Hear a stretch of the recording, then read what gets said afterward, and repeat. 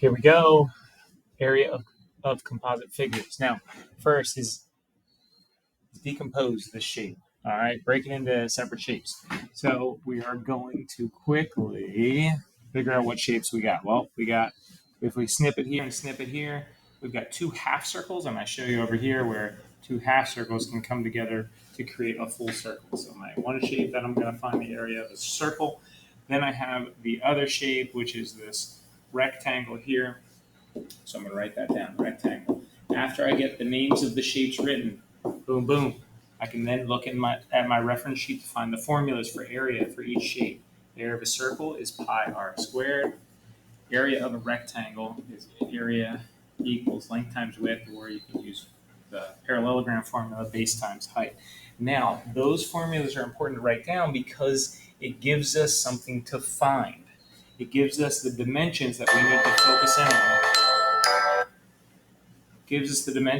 focus in on. So in this case, we need a replacement for pi, and it tells us 3.14. And then it tells us we have to find the radius of this circle we're talking about.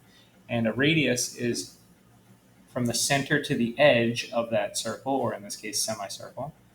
But they don't give us that. They give us all the way across from one side to the other side through the center. So that's 3, but we have to cut that in half to be the radius. So that's 1.5 is the radius, and don't forget your little square.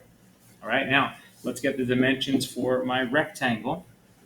The length and width, or base and height, always meet at a right angle here, so we have 3 and 7. All right, now that's easy to calculate. 21, 3 times 7 is 21.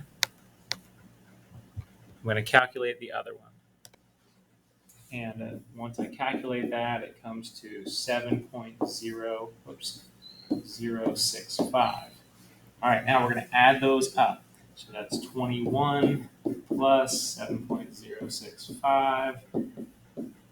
That's going to give us 28.065. It tells us to round to the nearest hundredth. So I go to the hundredths place. If this is 5 or greater, we round the 6 up. So that's going to be 28.0707, and it's going to be square millimeters. All right, there's our final result for that problem.